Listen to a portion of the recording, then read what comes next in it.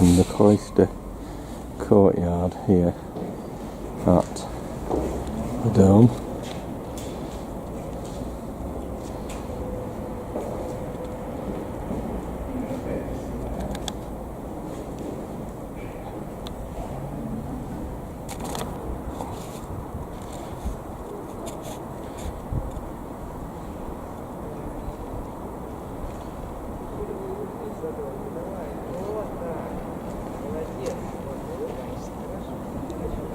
Years, but before World War II, Europe was divided into spheres of influence, which meant that Baltic states went under Soviet sphere of influence, and that was followed by ultimatums. The inscription, these big grey sculptures, you can see Latvian mother, she's holding sword with the sun on it, and on both sides of her there are two young people holding flag and promising with all they could to protect this flag. Inscription says for fatherland and for freedom. These are words from our national poet, and well, obviously fatherland and freedom, this is also important for our people. Then on both sides, these two red sculptures, group of red sculptures on right hand side, they also represent freedom. They are fighters from different times. You can see that in the middle, the man, he looks maybe as a fighter or warrior from, I don't know, maybe 12th, 13th century, maybe, yes, while on the knees there's somebody sitting, yes, maybe World War I, so you can recognize him. On other side, there you can see another value for Latvian people, which is work. So you can see some workers, meaning there is farmer standing and holding some this is used for sight, yes? Yes, yeah. He's holding sight, and there are some oak leaves around it, so they are kind of representing strength and prosperity, maybe. So yes, anyone can be guilty, that's actually written here, so that's actually the slogan. Other one is less human, less problems. So that was also they believed. And of course it was a lot of people. Yeah, it usually was, people didn't know about it, and they were usually like sleeping. It happened in one night, and somebody knocked at their door and told them to get ready, and gave them like 1 hour to pack, and they could only take what they could carry with them. And main deportations happened in Latvia in June, for example, and in March, which was still quite warm. So what people took with them, they took some warm clothing because they didn't know what to take, and then they arrived in Siberia where it was like this, for example, and then it became much colder. So yes, not many people were prepared, but Latvian people are strong, tough, we are hard workers, so many of them survived, and usually also at the beginning women were separated from men, and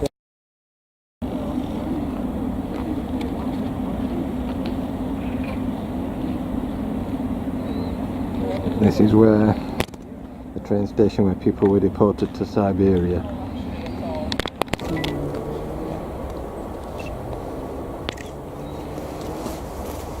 So yeah, you can see in total it was more than 60,000 people who were deported. The 49 was worse than the 40. Some of them were allowed to come back when Stalin died. Oh yeah, a lot of children died in Siberia because, like, I don't know, newborns, for example, they just couldn't survive. Or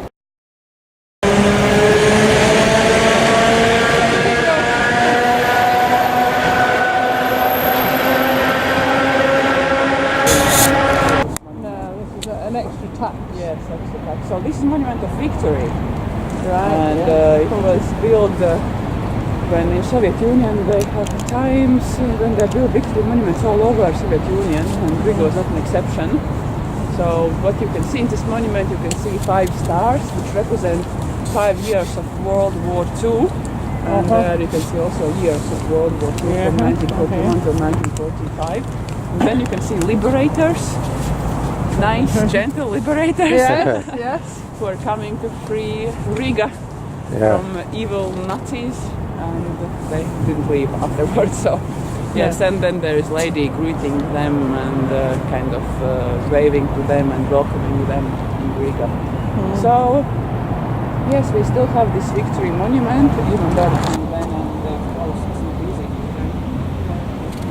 If there are young people now who are supporting Russia and not speaking Latvian and telling that you are part of Russia, that makes you angry, yes.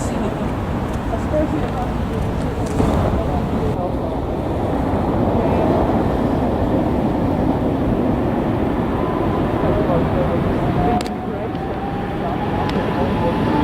very nice looking, nothing about the nice design.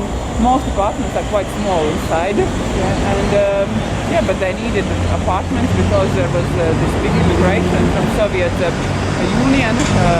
Latvia lost 1/3 of its population in World War II, which means that the population has to be replaced by immigrants from Soviet Union, and they built houses for them to live. Occupation. Yeah, 1980s.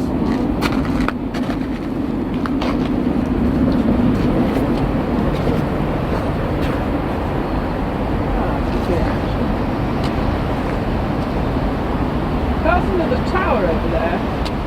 What's that building there with the two towers on it? That's not one we've seen. It's Riga Castle. Oh, is it? Oh, yeah, we saw the other side of it. Yes, it doesn't look so pretty from another side. From this side you can see it's like square building with several that's towers. right. One is, Yeah. With a good camera, it's really a nice picture. Having a tickle. Looking. I need to put Riga. something on Facebook. I need some pictures. The National Library. Also the Castle of Light.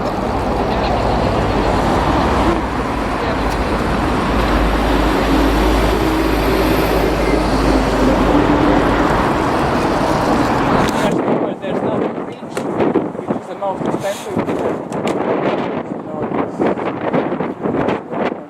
all the civilians and it's already like broken or something, so they have prepared it already. So it's a very expensive bridge. This wooden church there down is also quite unique, quite beautiful wooden. It's quite rare to do a wooden church in Riga. Right. That's all. This is Moscow area, Moscow district. Right, Farther there, if you look, you can see some small lights. So there will be Soviet time suburbs. If you pay attention, you will see some grey houses, some higher houses there. So Right, okay. Soviet. So that's all that, it's all that area then? Yeah. So it's like a district for sleeping district or something. Yeah, dormitories. Yeah. So, I mean, it appears to almost stop in my eyesight there. Is it just, or does it go further? you can't see, like, we will go on that side, you will see more where we were today. Yeah, and so that's I will more show towards you. the edge. Yes, towards the city center. But here it's like, yes, also another Soviet time suburbs there. So they're about 30 minutes drive from city center. Mm-hmm. And then there is forest where the executions were done for Jews, for example. And then there's another suburb, so you just can't see in the dark. No. There.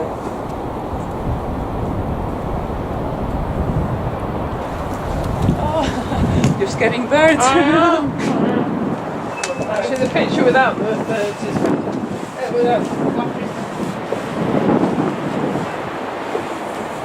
Looking at old Riga and here on the Latvian Academy of Science. It's built, started in 1951 and finished in 1961. It was built on an old Lutheran graveyard in a former church. And they're looking over towards old Latvia. And nobody talked about them. Nobody talked. Well, none of them wore hard hats, of course. And then they were sort of walking on here with nothing behind them. Is that the library over there? And The library's over there. yeah.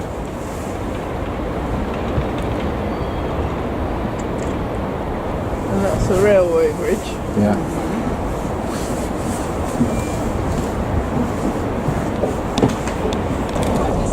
Riga Soviet clock and the Riga station. I'm looking all down at the right. The Christmas lights.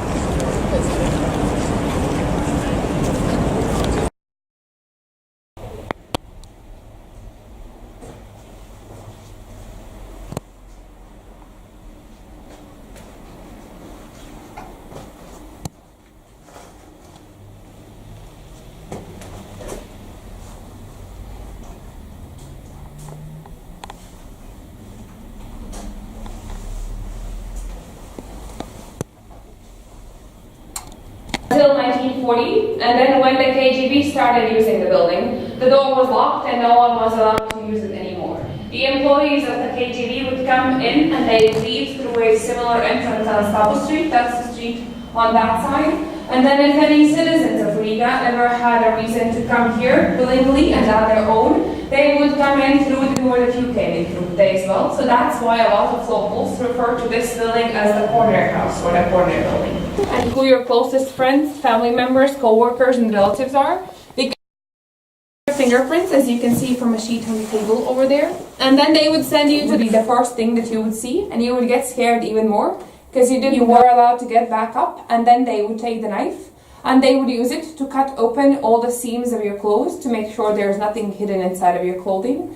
And then they would also use the same knife to cut off all the buttons, zippers, hooks, waistbands, belts, shoelaces, basically to take away anything that you could use to harm yourself with anyway. And then they would give you your clothes back and you were allowed to put them back on, but usually everything was falling off. You couldn't really close anything, so it was really uncomfortable. You had to hold on to your clothes with your hands the whole time just to keep them on. So it was also quite shameful because of how the search process had taken place. And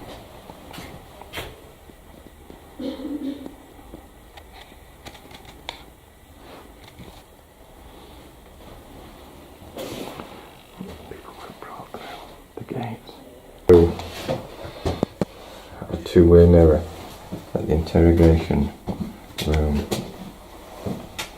And there is the interrogation room where people were kicked and had their fingers put into drawers and hit with keys and broken teeth just so that they would confess. And these are the cells where people were brought.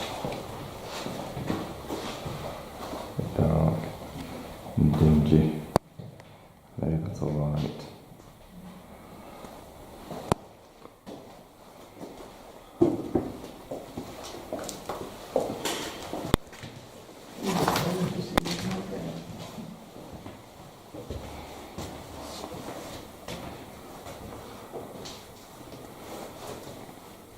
So yeah, that's okay. I see a very dirty, horrible bed.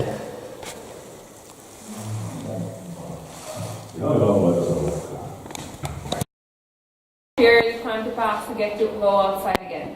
Once they came out here, they were only allowed to walk in a circle with their heads bent down looking at the ground, with their hands crossed behind their backs. They had to keep moving the whole time. They were not allowed to stop, and they were not allowed to speak while out here. There was always a guard up there watching over them, and that walking would basically take place in any weather, unless the weather was so bad that the guard did not want to go outside himself. Key for one of the cells, symbolic.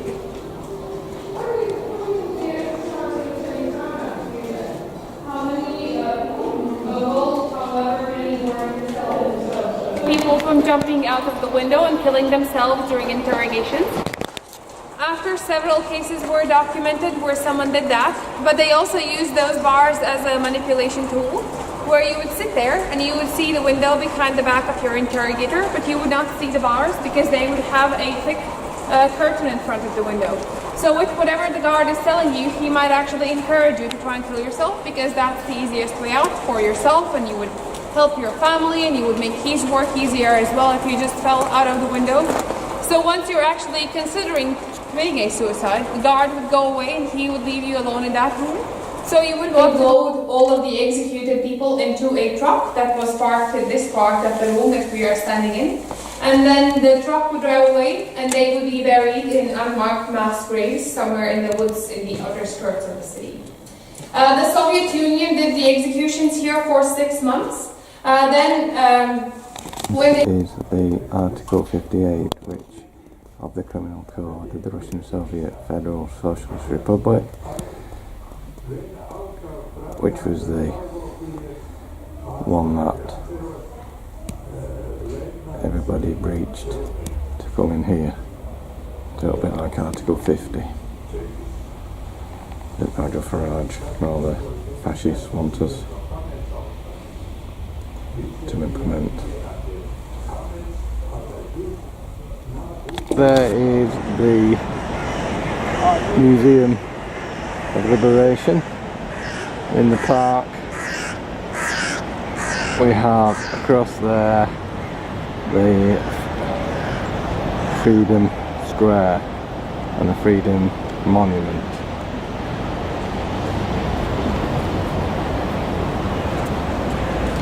But with snow on the ground, still it's a lot milder today than it was yesterday. And again, looking in the gardens at the Christmas trees and all the lights, all the shimmering lights.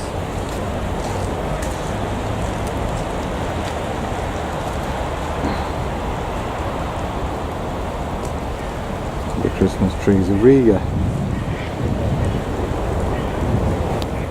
And looking again at the Christmas tree, and in the distance the Freedom Monument,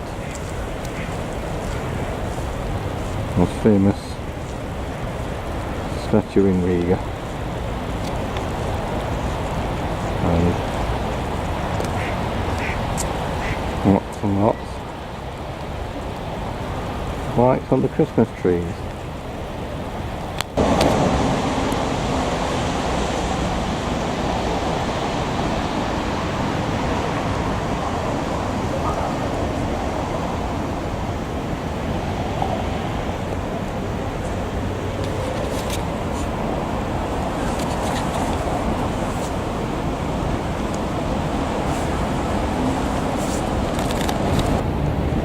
Snow falling from the lights, the reindeer,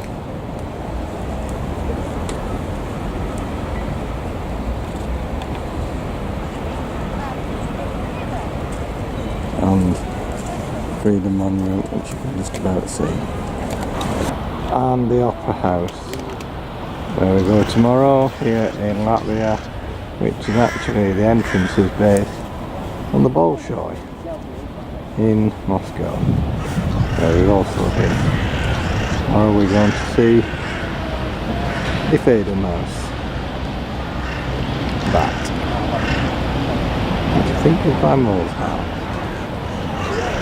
And here in the Christmas market with all the smoked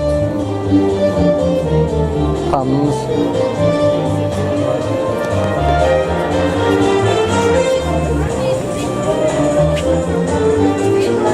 The dome.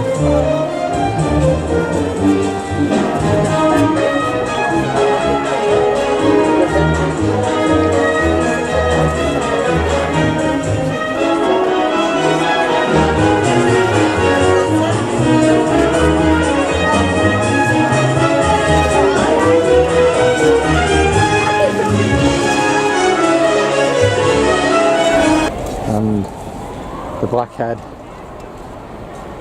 house at night in the main town hall square with Roland the statue and this Christmas tree, and across to the Latvian town hall.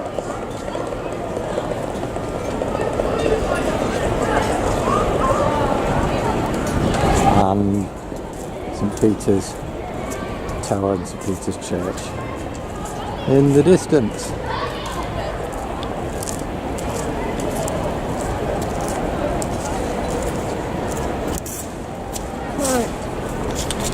And here in the market in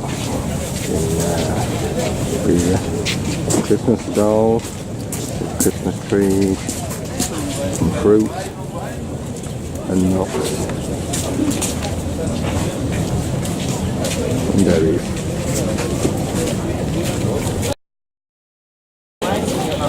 And here's the pigeons eating the seeds. And we've seen sparrows eating the seeds and the top.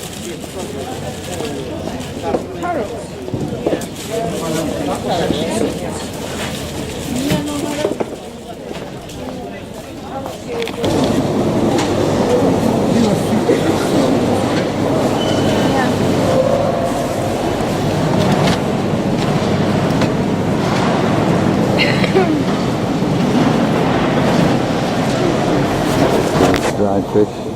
Fish to chew, I think you want to call that. Yeah. Fish to chew of the Michael Portillo.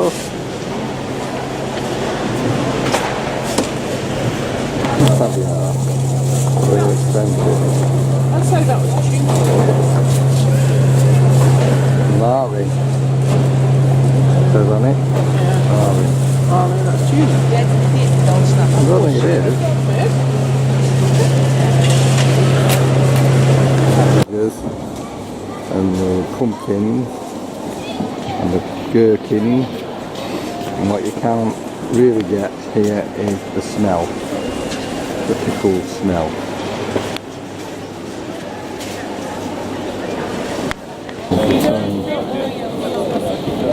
Or a rabbit one. Rabbit?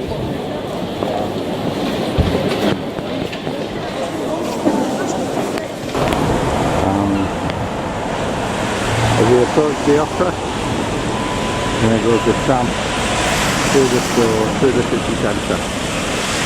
On our final day here in Riga, we're actually at the Freedom Monument, looking at the soldiers standing guard. Not being able to see them move. They'll probably move in about an hour's time, in about 20 minutes time. But here's the freedom movement. Not much snow around now.